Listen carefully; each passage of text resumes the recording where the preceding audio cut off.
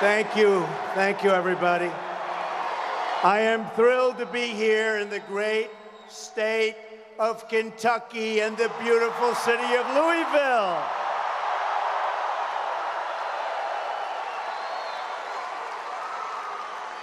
And this place is packed. There are a lot of people outside aren't getting in, but that's all right. We love them too, right? We love them too.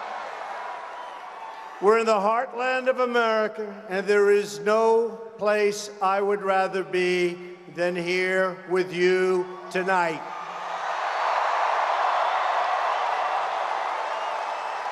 Our first Republican president, Abraham Lincoln, was born right here in Kentucky.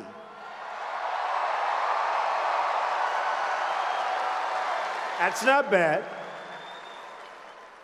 The legendary pioneer, Daniel Boone, helped settle the Kentucky frontier. And the great 19th century American statesman, Henry Clay, represented Kentucky in the United States Congress.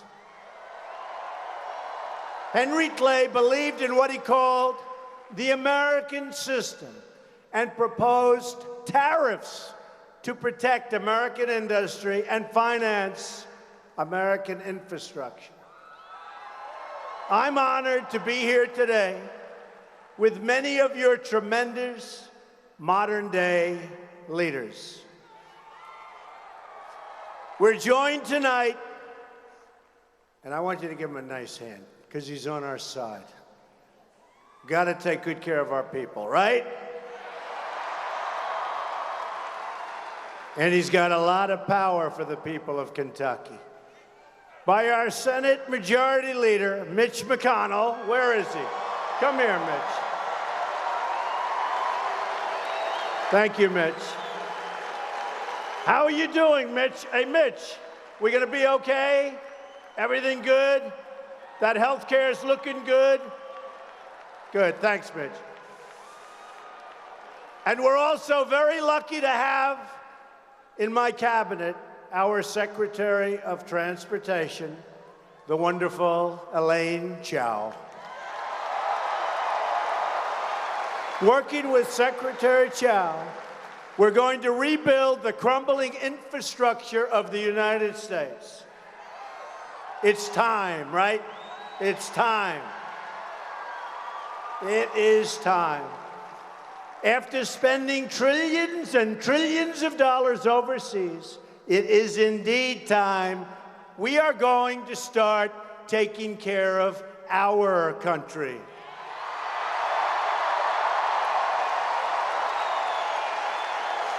Also with us this evening is your great governor, Matt Bevin.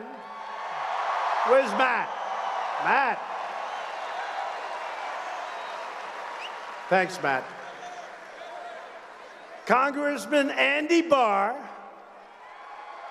and Congressman Jamie Comer.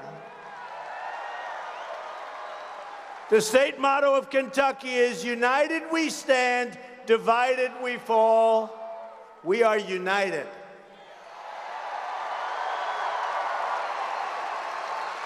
Somebody from the fake media the other day asked me a question.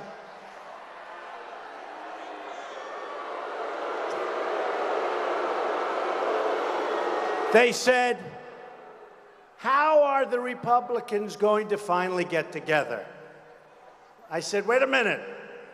We won the presidency. We won the House. We won the Senate. I mean, right? Actually, he was a nice guy that asked the question. But I was sort of thinking that was an interesting question because we've just about never been on a streak like this. I think 1928, a long time ago. And we're going to get a lot of things done. And then we're going to get to truly one of my favorite things. It's called reducing taxes. Standing together as Americans, we are going to deliver amazing things for the citizens of Kentucky and the United States. Most importantly, we are going to take power back from the political class in Washington and return that power to you, the American people. It's happening. It's happening. It's happening. It started on November 8th. Remember that beautiful, beautiful day? That beautiful day. I'm going to give it back. That was a beautiful day. They weren't giving us a lot of chance, were they? Remember, there is no path to 270. Yeah.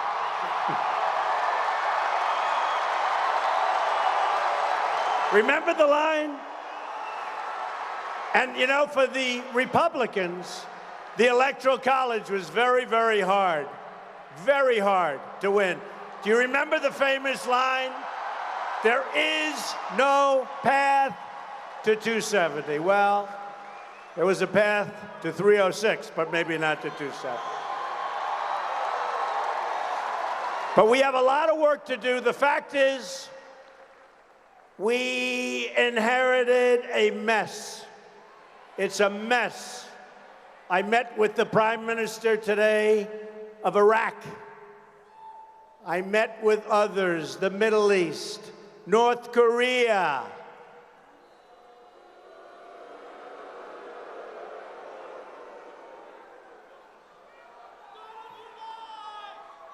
North Korea. I'll tell you what's happening there is disgraceful and not smart at all. So many different problems. And I'll tell you, you see what's happening with the economy. We've picked up $3 trillion in value, and our companies are bringing people back to work. We have to take on every special interest that has profited from and I don't mean like a little bit, I mean really terrible trade deals, horrible trade deals. Last year, our country lost almost $800 billion in trade. Not going to happen anymore, folks. Not going to happen anymore. Uncontrolled immigration, you see what's going on there? That's happening quickly. Got a little problem with the courts not wanting to give us the decisions that should be given, but we're going to win it.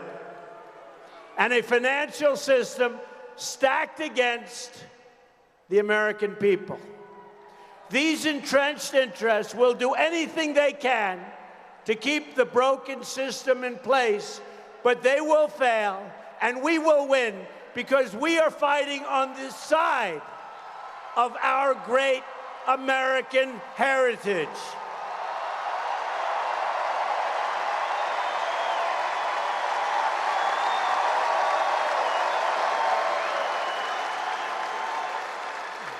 This place is packed.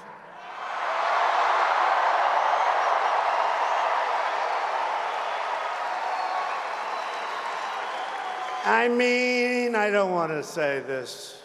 We could have been watching a good basketball game tonight, right? What happened? What happened? That's all right. You've done a good job, right? You've done a good job. Great team, great coach. It's all right. We are going to drain the swamp of government corruption in Washington, D.C. And we are going to keep our promises, all of the promises that we made. We are going to massively reduce your taxes. We are going to reduce very substantially rising crime and support the incredible men and women of law enforcement.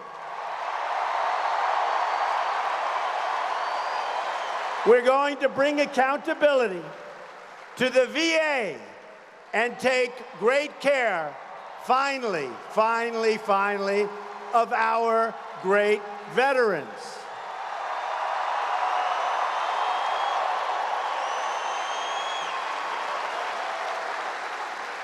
And our secretary, you wouldn't believe it, because I still don't have my cabinet.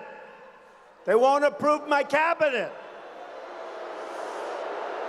There is a lot of division and a lot of bad stuff going on in this country.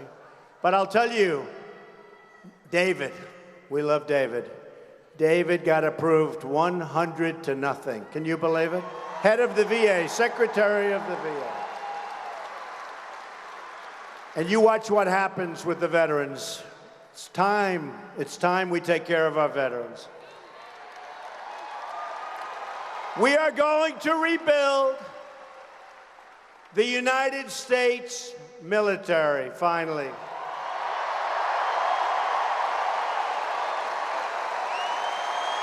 I proposed a budget that calls for one of the largest increases in defense spending history, and we need it. We need it. Got a lot of bad actors out there, folks, right? That's time also. And it's also jobs, because we're going to make this equipment right here in the USA. And we believe in 3 crucial words: peace through strength.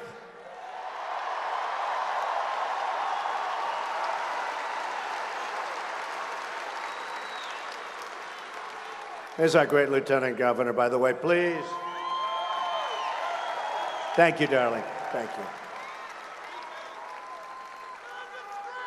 But we will spend our money wisely with just one negotiation on one set of airplanes. I saved the taxpayers of our country over $700 million. And that's just one of many. One of many. We've also kept our promise to appoint a Supreme Court justice who will uphold and defend the Constitution of the United States.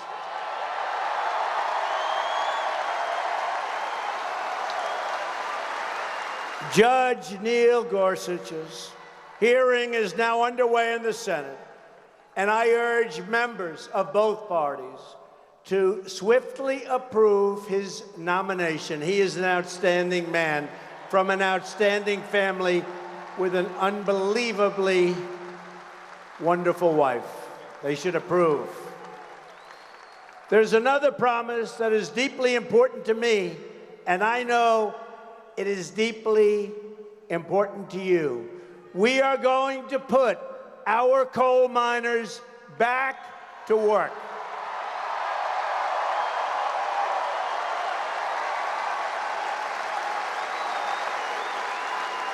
They have not been treated well, but they're going to be treated well now. Clean coal, right? Clean coal. I have already eliminated a devastating anti-coal regulation, and that is just the beginning. You saw that. We got a lot of thank yous from a lot of great people that work very hard and want to keep working. A lot of people are going to be put back to work. A lot of coal miners are going back to work. As we speak, we are preparing new executive actions to save our coal industry and to save our wonderful coal miners from continuing to be put out of work. The miners are coming back.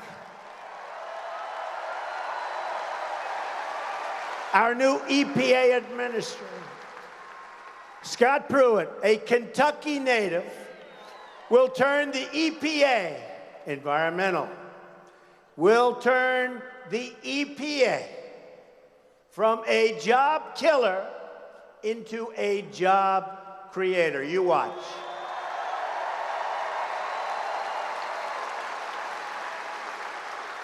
Since my inauguration, we've already added nearly 500,000 new jobs. And that's, believe me, just the beginning. Just the beginning. And I don't know, do you see those consumer confidence levels, Matt? They're through the roof. I don't even know. I think you're doing as well in Kentucky. But I know you don't like Obamacare, I know. Great guy.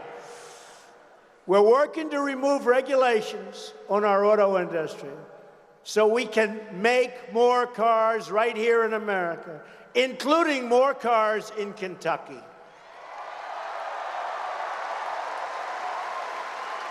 We've wiped out many, many unnecessary regulations, and that's just the beginning. It's continuing on a weekly basis. We're getting rid of unnecessary regulations. We're going to be good for business, and we're going to be good for the workers of America.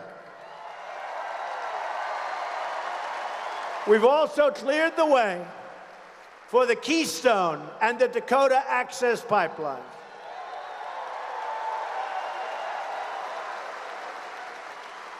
And as I was signing it, I said, where are they getting the steel? Where? And I said, you know what? If people want to build pipelines in the United States, they should use American steel, and they should build it and create it right here. That pipe is going to be manufactured right here. That was like a last minute. I'm saying, where are they buying this stuff? Like Henry Clay, we want to put our own people to work. We believe in two simple rules: buy American and hire American. So as you folks all know, Henry Clay was the legendary Kentucky politician who became the 8th Speaker of the House in 1811. You know, they compared my campaign to Jackson, President Jackson, right? Of 1828. I said, can you imagine having to go back that far? And they said this was even more severe. But we did a good job. Did we do a great job together?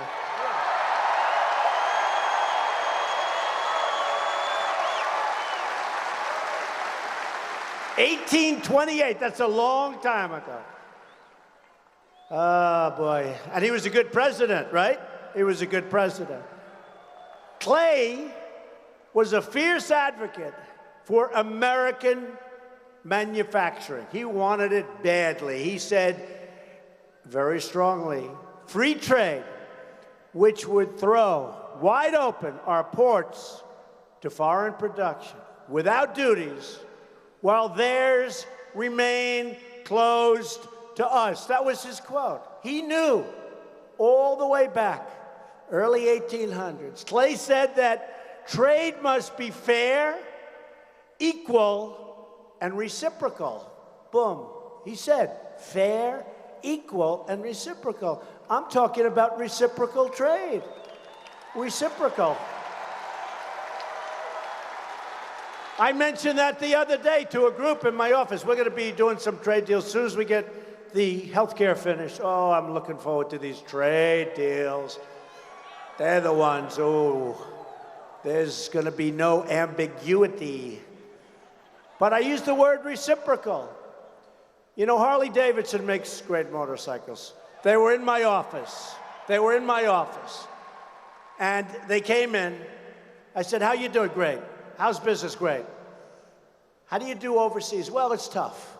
We have some countries that charge us a $100 import tax. I said, 100%, think of it. They want $100 on that 100%. So I said, how do you do? Not so well, it's tough. They have other countries that charge a lot. We want reciprocal. So if they're going to charge us 100%, we're going to charge them 100%. And you know what's going to happen? They're going to bring their 100% down to nothing like we charge. We can't allow that to happen. We can't allow that to happen. In explaining his American system, Clay argued that the sole object of the tariff is to tax the produce, and remember, to tax the produce of foreign industry with the view of promoting American industry. For too long, our government has abandoned the American system. Since NAFTA was approved in 1994, the worst trade deal every country, I think, in the world, America has lost nearly 1/3 of its manufacturing jobs. Do not worry, we are starting on NAFTA very soon. You know, I've only been there for what, 52 days, right? Somebody said to me, when are you starting on NAFTA? I said, wait a minute, I did this. I've knocked out unbelievable numbers of regulations. We're negotiating much better deals, these terrible deals that were made. I've been here like 51 days, give me a chance. Oh, I look forward. We're going to do something with NAFTA that you are going to be very, very impressed with. That's going to be an easy one, folks. That's going to be an easy one. Since China joined, and it's another beauty, the World Trade Organization in 2001, the United States has lost many more than 60,000 factories. We sacrificed our own middle class to finance the growth of foreign countries. But those days, ladies and gentlemen of Kentucky, are over. Is that okay? Those days are over. It's crazy. You know what that is? Much more than 60,000 factories. You know what that is? It's like, I said, if you have a map, how do you put that many dots in the map, right? More than 60,000 factories, but they're all coming back. You see them coming back. You see car companies that we're going to build elsewhere, and now they're saying that because of Trump, we're going to build in Michigan, we're going to build in Ohio, we're going to build in Kentucky. They're saying it loud and clear. Because from now on, it's going to be America first. America first.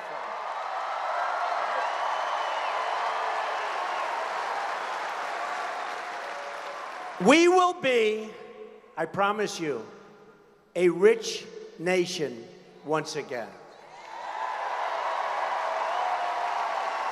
And we will do what we have to do, and we will not allow other countries to take advantage of us like they've been doing to a level that's hard to believe. Hard to believe.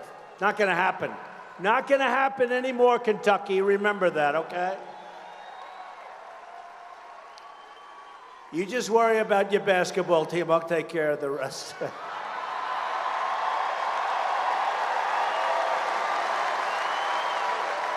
But to be a rich nation, we must also be a safe nation.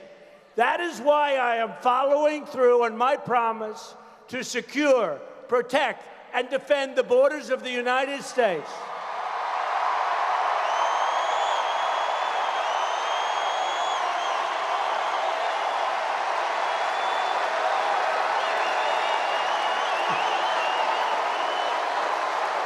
We will build, that's right, a great, great border wall.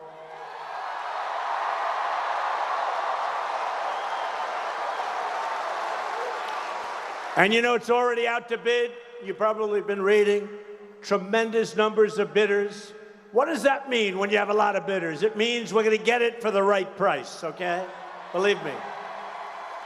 And we will stop the drugs that are pouring into our country and poisoning our youth and plenty of others. To stop the drugs. A lot of them are coming in from the southern border.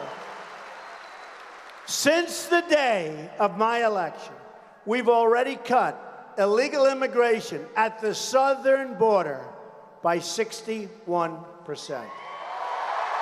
of that. 61% that we haven't started. And the courts are not making it easy, folks. They're not making it easy. Terrible. 61%. During the campaign, as I've traveled all across this great country, I met with many American families whose loved ones, sons and daughters, husbands and wives, were viciously killed by illegal immigrants. Incredible. Incredible. These amazing American lives were stolen because our government refused to enforce our already existing laws. These American victims and their families were ignored by the media. The media doesn't want to talk about it.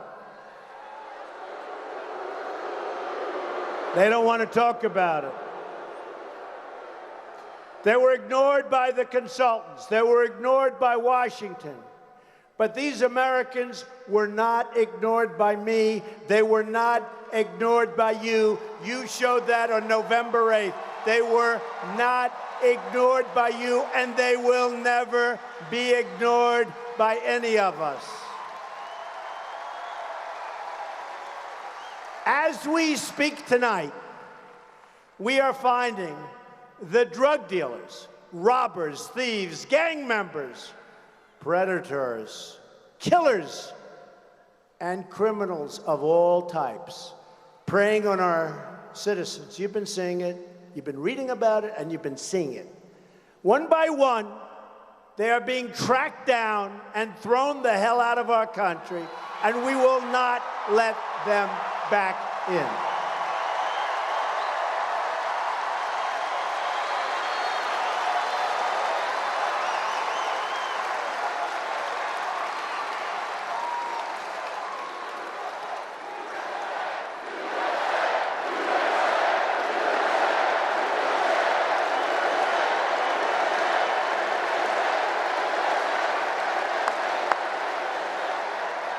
We are also working to protect our citizens from terrorism. We have seen the devastation at home from 9/11 to Boston to San Bernardino and many, many other places. We've seen attacks overseas in France, in Germany, in Belgium. It's time for intelligence and common sense to be used. The single best way to protect, and you have to do this, you have to do this, and to keep foreign terrorists from attacking our country is to keep these foreign terrorists from entering our country in the first place.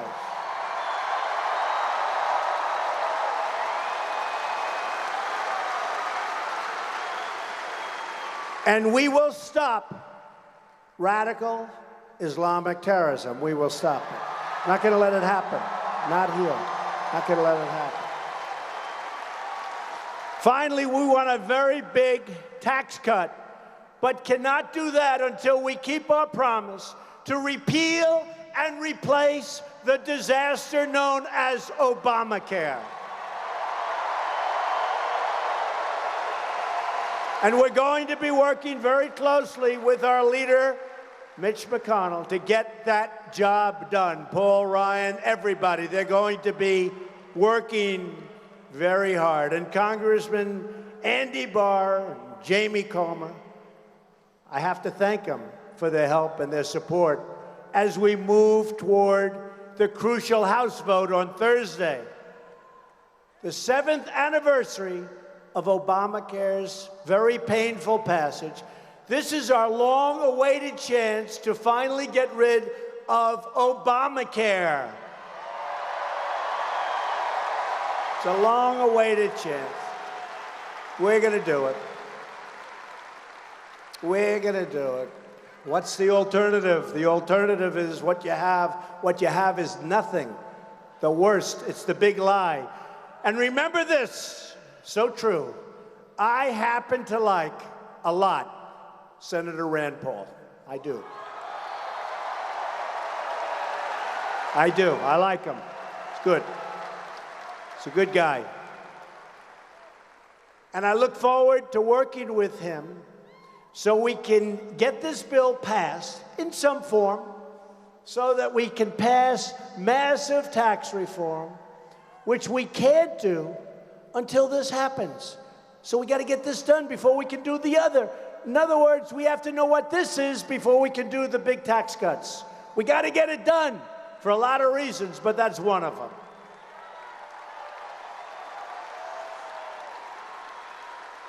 And it's important to realize how we got to Obamacare in the first place. Back in 2009 and 2010, House and Senate Democrats forced through a 2,700-page health care bill that no one read and no one understood. By the way, today it's thousands of pages more. It's not even understandable. They ignored the public, they ignored the voters, and they jammed a massive, failed health care takeover right through Congress. And this is what we have. It's time for Democrat leaders in Washington to take responsibility for the disaster they and they alone created. Remember when President Obama said, if you like your plan, you can keep your plan. If you like your doctor, you can keep your doctor. Nobody brings that stuff up, do they? Do they ever bring it up? Matt, I don't think so, right? They don't bring it up. Notice how they forget all those things? Or when the architect of Obamacare said the law was passed because of the stupidity of the American voter. Or Bill Clinton on the campaign trail. Oh, he must have had a tough night when he went home that night. Called Obamacare the craziest thing in the world, where people wind up with their premiums double and their coverage cut in half. Bill Clinton said that, the craziest thing in the world. Or the Democratic governor of Minnesota, who said the Affordable Care Act is no longer affordable. It's been one broken promise after another. People have been kicked off their plans, and their premiums have increased by double and triple digits. Arizona up 116%. By the way, insurance companies in a great state known as Kentucky, have you ever heard of it? Are in tremendous trouble, will be fleeing, and we're going to save it all. We're going to save it all. Tremendous trouble. It's a disaster. In fact, to counter my speech 2 weeks ago in Congress, I don't know, did anybody see that speech? They used the former governor of Kentucky. And the plan doesn't work in Kentucky. But Matt will save us. Many of our best and brightest are leaving the medical profession entirely because of Obamacare. Obamacare has been a complete and total catastrophe, and it's getting worse and worse by the day, and yet you watch the fake media, the fake news, and they try and build it up. It's a disaster, fellas. It's a disaster.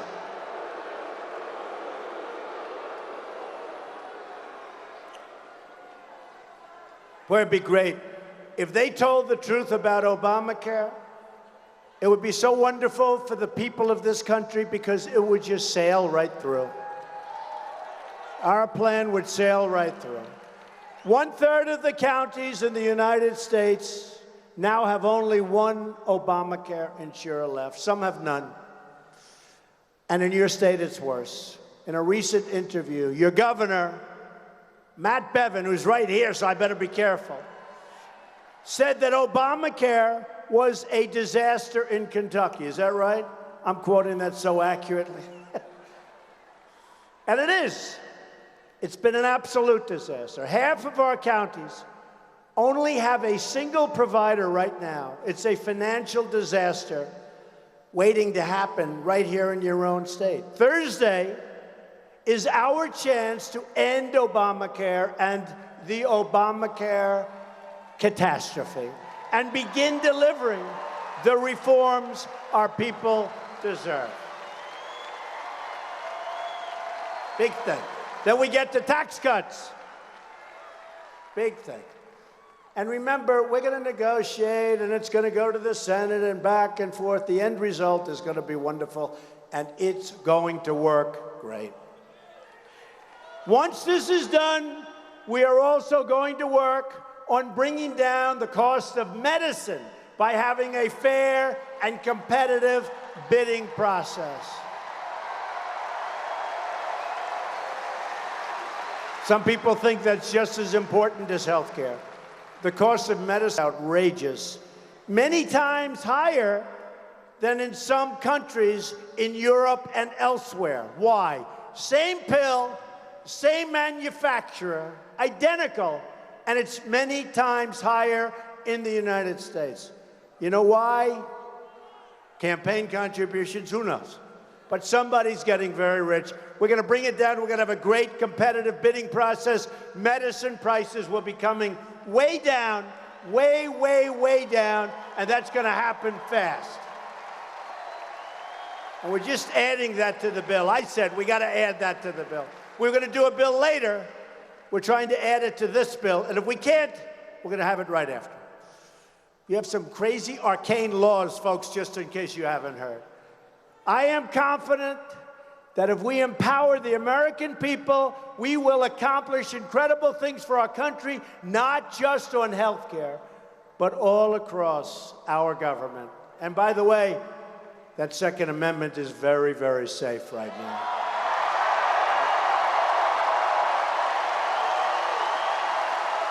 I promised. I said we're going to save the Second Amendment. I promised you we are going to save the Second Amendment. It's very, very safe. Would not be in good shape if a certain other person won this election, I can tell you. You'd not be happy. And if they came to make a speech, 250 people would have showed up. A new spirit of optimism is sweeping across our land, and a new national pride is swelling our hearts and stirring our souls. So true. Just imagine what we could accomplish if we stand together as a united American people. Our economy will be unleashed, and millions will be lifted from welfare to work. Gotta work, gotta work. They're gonna love it. They're gonna love it. From welfare to work. Our children will grow up in safe communities, and they will be educated in schools that teach them to love our country and its values.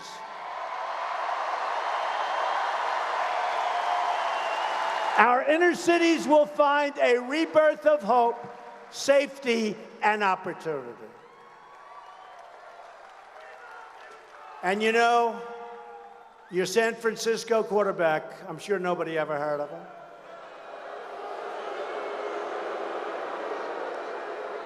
I'm just reporting the news. There was an article today. I love to report the news, and then they said I made a mistake, right? I said, no, the people reporting the news made a mistake if it's wrong. But there was an article today, it was reported, that NFL owners don't want to pick them up because they don't want to get a nasty tweet from Donald Trump. Do you believe that?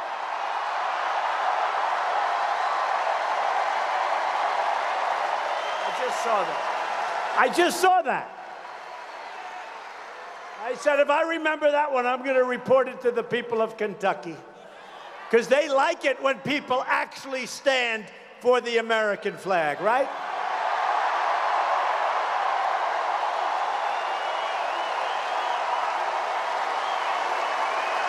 Our struggling industries are going to be revitalized, and our dying factories will come roaring back to life. It's already happening. And in our dealings with other nations, we will find a new era of security, cooperation, and peace. And we won't be played for the fool, and we won't be played for the suckers any longer. This is the future that awaits us if we embrace our destiny as Americans, which we did. This was one of the greatest things, one of the biggest events ever to happen in our country. And we're going to make it even better than anybody ever thought possible. That's happening already. We are one people, and we share one fate. Whether we are black or brown or white, we all bleed the same red blood. We all salute the same great American flag. And we are all made by the same Almighty God.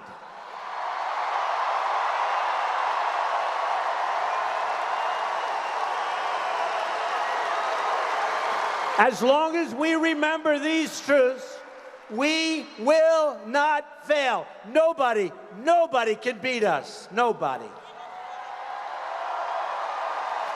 We are Americans, and the future belongs to us. The future belongs to you. This is your moment. This is your time. And this, the United States of America, is your country again.